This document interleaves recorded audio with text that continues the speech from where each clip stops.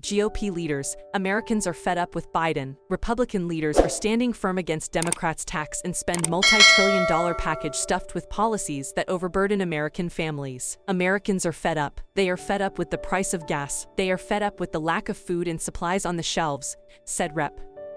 Drew Ferguson. They look at Joe Biden as a modern-day Grinch who is on the verge of canceling Christmas, and they are tired of being told what to do. In a press conference from Washington on Tuesday, GOP leaders said that average Americans are feeling the effects of inflation, energy and supply chain crises, while Democrats continue to peddle a tax and spend agenda with far-left socialist policies. Rep. Ferguson said he believes the most egregious part of the spending bill is a provision that would allow the IRS to spy on Americans' bank accounts. Ferguson noted if someone spends as little as $28 a month or makes $600 worth of deposits or withdrawals a year, they could get caught in the IRS dragnet as banks would be required to report those accounts. He said he can't imagine a single American, Republican, Democrat, Independent, rich or poor that would want the IRS looking into their bank account. He maintained it's for good reason as the organization's checkered past has led to overwhelming public mistrust. He pointed to Lois Lerner and the IRS targeting controversy of 2013 where conservative groups came under additional scrutiny or were denied tax-exempt status. Additionally, earlier this year the IRS allegedly leaked tax documents of America's wealthiest individuals only to be published by ProPublica. Can you imagine if the IRS got their hands on every bit of information in your bank account? And don't think for a minute if you think that's not what's coming, said Ferguson. Democrats want control. They want control of your life. They want control of your finances. They want control of everything. And we're here to stand up against that, to push back. It's wrong.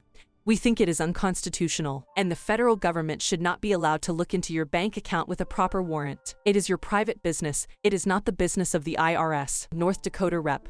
Kelly Armstrong said the current energy crisis is self-induced. He believes it started with Biden's cancellation of the Keystone Pipeline and was compounded by regulations that has made it impossible to develop minerals on federal lands. On the campaign trail last year, Biden told Americans who made less than $400,000 a year that they wouldn't pay a penny more in taxes. For Armstrong, Biden has broken his promise, pointing out how inflation is a tax brought on by his massive spending. In the meantime, Minority Whip Steve Scalise said the solution is to get back to the things that were working. Sen. Manchin, the GOP, should be your best partner, but it shouldn't be your provider. Moderate Democrat Sen. Joe Manchin says the role of government should be your best partner, not your provider. Speaking to reporters on Capitol Hill on Monday, Manchin said he's concerned about expanding programs like Medicare through the reconciliation bill. He pointed out Medicare could become insolvent by 2026 and stressed lawmakers should act to stabilize the program before expanding it. Manchin asserted the government should only provide for people who are unable to provide for themselves. If we're not being fiscally responsible, that's really concerning. But let me make one statement to you all. The best way to know who I am, and I've always been politically, in my political life, I've always said, I believe that government should be your best partner, said Manchin, but it shouldn't be your provider. We have a moral obligation to provide to those who have incapacity, such as physical or mental.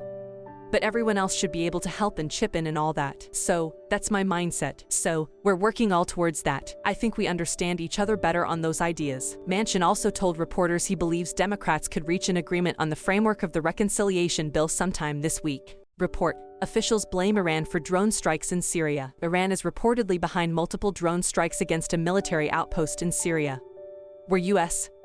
troops are stationed, according to reports, citing anonymous U.S. officials. The drones used in the strike on a U.S. base at Al-Tanf were Iranian, and the Islamic Republic encouraged the attack. Iranian state media has claimed the strikes were done by Syrian allies, most likely meaning Iranian-backed Syrian rebel groups. This comes as the State Department maintained aloofness publicly, with spokesman John Kirby not confirming nor denying the strikes came from Iran. I'm not in a position to get into attribution at this point, said Kirby. We have seen these kinds of attacks in the past from Shia militia groups, which we know are backed and supported by Iran, but I'm not going to talk to specifics on this particular attack. The attacks in Syria last week involved at least 5 drones teamed with explosives ready to go off upon reaching their targets. Luckily, no Americans were hurt or killed in the operations.